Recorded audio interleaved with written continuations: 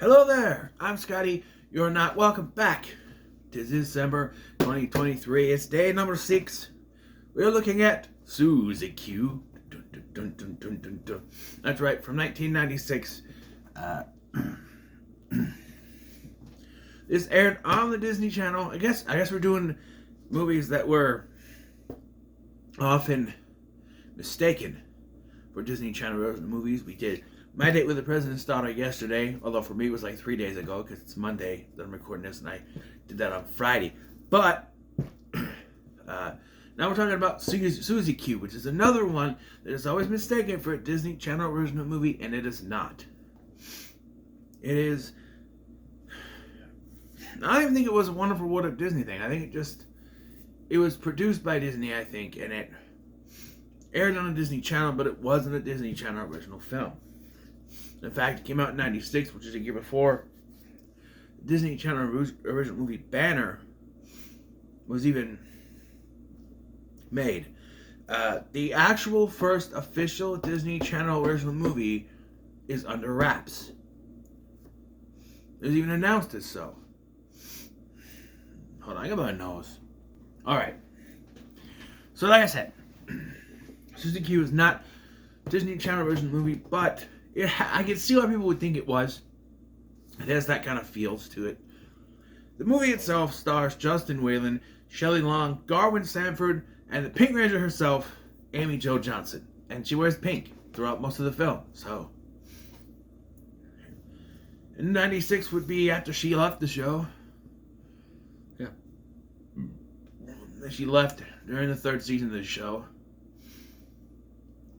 So be after she left to do more things, and she did this. So. And she's good in this.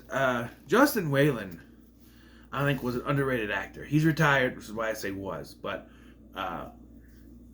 he was Jimmy Olsen. I think he would have just been starting Jimmy Olsen, or season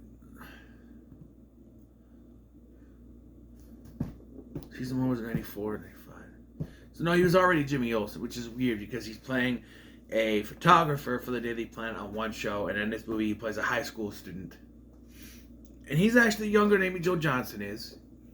He's in his late 40s, she's in her early 50s, so there's,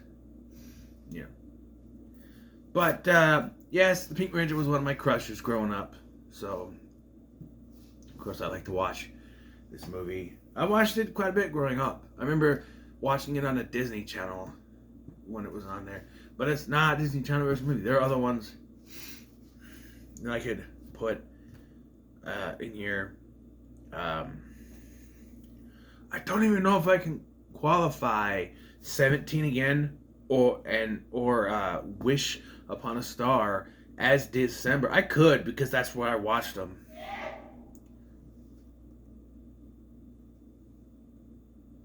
You have to sneeze in the hallway, people.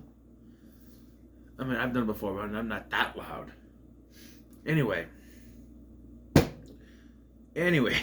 so, the movie, which the name comes from the song Susie Q by Creedence Clearwater Revival, Creedence Clearwater Revival, or CCR, starts with a cover of it because they couldn't afford that version. But anyway, it tells of Zach Sands, who has come to this new place called Willow Valley and moved into this house that used to belong to a girl whose bracelet he happens to find while going fishing with his sister.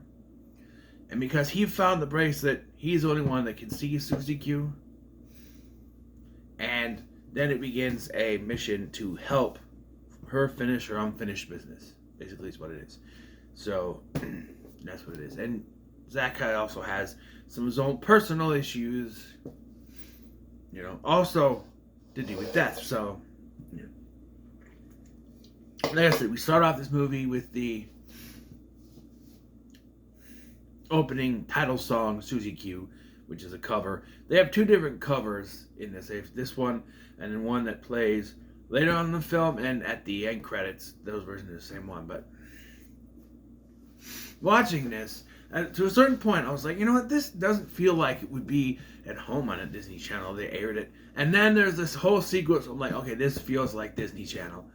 But Yeah, this was interesting to go back and watch. So we start in 1955. Martin McFly shows up and saves his dad from getting hit by a car, and then, no, wait. That's the wrong movie. Anyway, Susie Q is getting dressed, and this is where I'm like, whoa, boy, the 90s were a different time, because right away we get foot shot, leg shot, her putting on a pantyhose, and then we get from behind her trying to put up a dress, and she's going doing this, and for most of the movie, she's in a corset. Yeah, she takes off the regular dress part, she's just in the corset, and I'm like, seriously? Disney got away with this? I mean, seriously? I know it was edited for content, but she's walking around in a corset. It's practically underwear.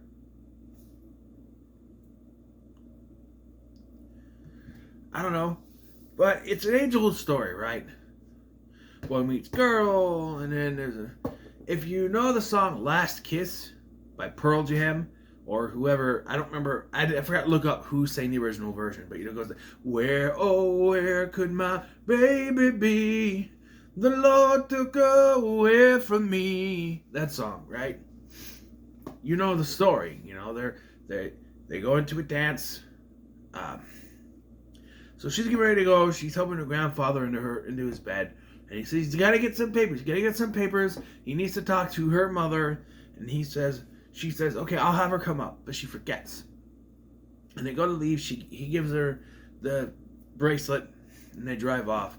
As they're going down this bridge, she's like, wait, we have to go back. And so what he does, he stops the car first so they can talk. And we already see he has a problem with the clutch. He can't get it to work right. He can't get it to start again. Some kids that we flashed to a couple times are driving around all crazy. They hit them. And we get this very sad song as they fall into the thing. They're holding hands as they fall because they already professed their love for each other. And then they fall in, and now it's 1995. Yes. It's 1995, and Zach Sands and his family, his mother, played by Shelley Long, and his sister, have moved to Willow Valley after a traumatic event. We learn that the father, Zach's dad, was in a car accident. We learn later in the film, I'll just say it now, that it was Zach believes it's his fault because he kept pressuring his dad to come to the basketball game he was at, and that's what caused the accident. He was driving and he spun off the road and he died. Wouldn't you know it, Susie's dad was the basketball coach, so she knows about basketball too. But it doesn't really... Okay, if I want to... Basketball stuff seems forced. Like, yes, throughout most of the film,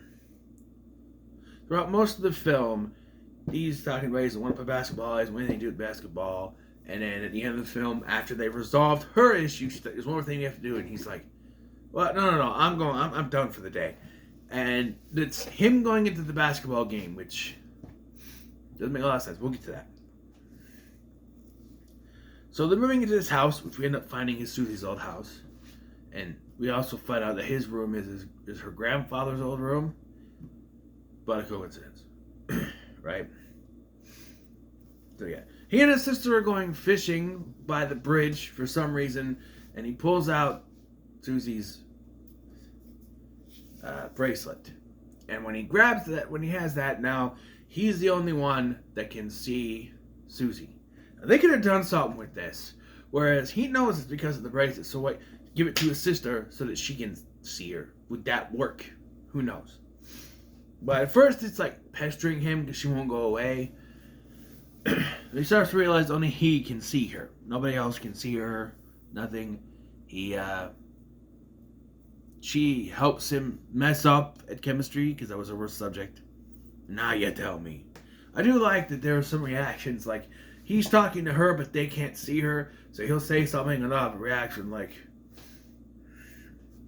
when he said, well, now you tell me, teacher's right there. She goes, well, of course I told you. Well, I told you before, if you read the material, that sort of thing.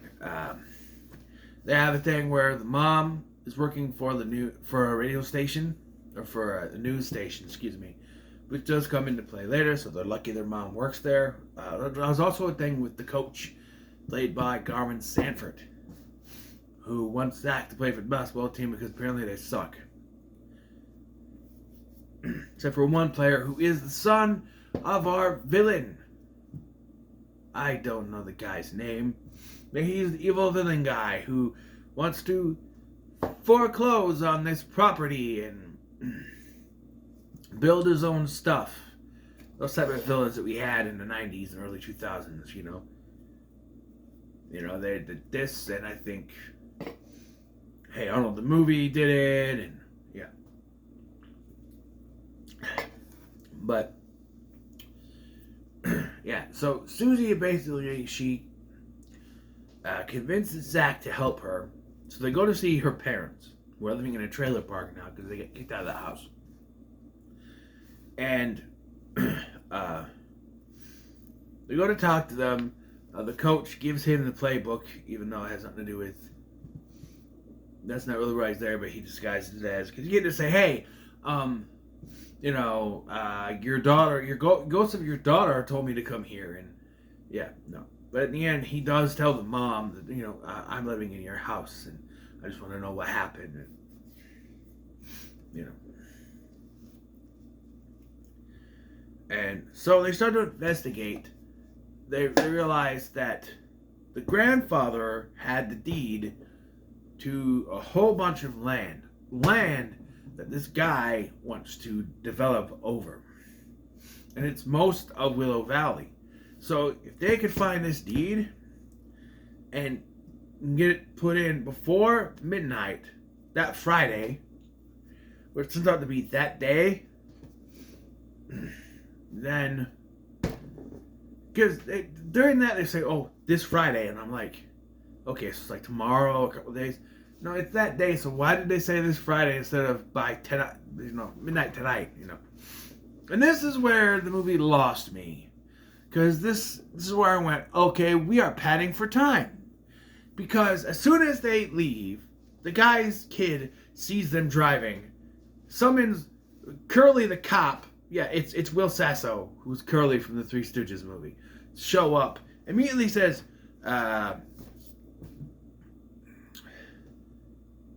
you need to get out of the car, I need to look in the car. Of course, as soon as he goes in, he grabs the stuff. It's like, bullshit. How did they even know that they had the deed? How did they know? It makes no sense. Yes, the son was spying on them, but there's no way they could have known he had it. It is just... They had to do this so we could pad out the runtime. That's all it is. All it is. I don't like it. Because the kids go to jail, except for Susie, who gets stuck behind. And at this point, I really realized they're padding for time, because they show shots of her walking down the road, and I'm like, you're a ghost. Just poof. You're a ghost. You can pop anywhere. You can poof anywhere. But they're having her walk down the highway because we gotta pad this shit. Eventually, she does get to the police station, and then they pretend that the sister has some kind of magic powers to freak out the curly cop. And they eventually take his squad car and decide, okay, we're not going to make it to the bank, so let's go to the radio station. They write stuff down on a piece of paper, they go to the radio station, they have his mom read it. And even the guy's like, wait, you got proof?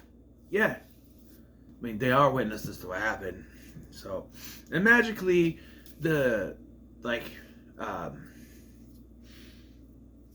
works, and then that's when Susie's like, you need to get one more thing, and it's a basketball game. So, I understand why they're doing this, but in context of the film, it doesn't make sense. So, the entire film, he says he doesn't want to play basketball. And now, all of a sudden, at the end of the movie, because we have to wrap that up, he's joining this game. It's already past halftime.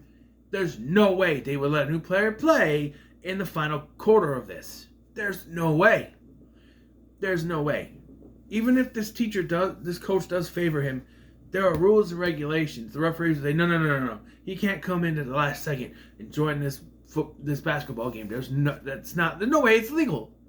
But of course, kids movie, right? So he comes in and they win the game. Of course they do.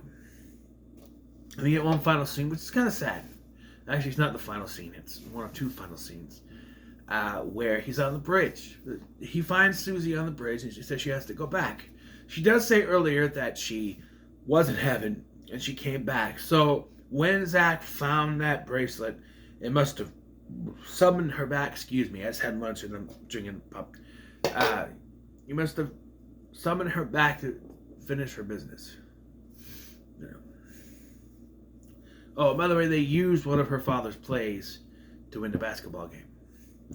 But she says she has to go back, and the boyfriend shows up, and he yells out, "I love you, Susie Q," right in front of her boyfriend. And she just kind of looks at him, and I'm sitting here thinking she would probably say it too if her boyfriend wasn't right there. Because that's like you want to face the wrath of a ghost. You know what I mean? Oh, by the way, why is it all these flashbacks to the 50s? All the boyfriend has to be Johnny. Like, this is Johnny Angel is his name.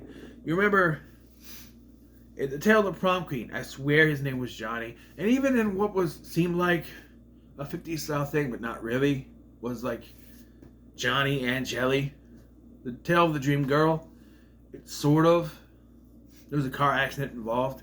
I don't know why I have to be Johnny, but they reveal that Grandpa is in the back seat. And then the movie lost me again. I didn't laugh. I did. But I'm just like, it shows Zach at school. Everybody's saying hi to him. He's got friends now. And all of a sudden, he hears her laugh. Susie's laugh. And then he hears her say Jeepers. And there's this other girl whose name is Maggie. She goes, "Oh, hi, I'm Maggie." And then he smiles. And the movie ends, and I'm like, okay, so this is her reincarnation, right? But how does that work? Because if Susie was the only child, right, she didn't have any siblings, so how is this? I don't know. It's something that's been done before in movies where, one character leaves and then another character looks just like her. It's what was it? Bedazzled, right? He's after this girl else in the entire movie, and she's like, "Oh, I have seen someone," and then poof, magically another girl who looks just like her, because it's played by the same actress, shows up moving into his building, and yeah, we get "If You Wanna Be Somebody Else." That's that movie though, but. Yeah, this movie was alright. I'm gonna give it a very high, middle of the road. I enjoyed it. It's fun going back to the 90s. But, and this was 90s all over, man. The clothes, the style. One thing I want to complain about, though, is that Zach dresses like he's almost 30. I just want to put that out there. He dresses like an adult. If you're gonna have Zach play, you're gonna have Justin Whalen play a teenager, have him dress like a teenager. He looks like he should be interning for the Daily Planet. I'm sorry. He's got like a jean jacket shirt on, or sometimes he has like a button-up flannel thing. I'm like, no, that's not what teenagers in the 90s wore. I mean, I was a teenager in the 2000s, but still, they're wearing not that, but it's fine. Also, I thought there was going to be some kind of romantic thing between Garvin Sanford and the mom. There's clearly something there, but they don't push it. Who knows? But what are your thoughts on Susie Q? Let me comment below. Make sure to like, share, and subscribe. Thank you for watching. I'm Scotty. I realize I'm not centered. And I'll see you in the next one.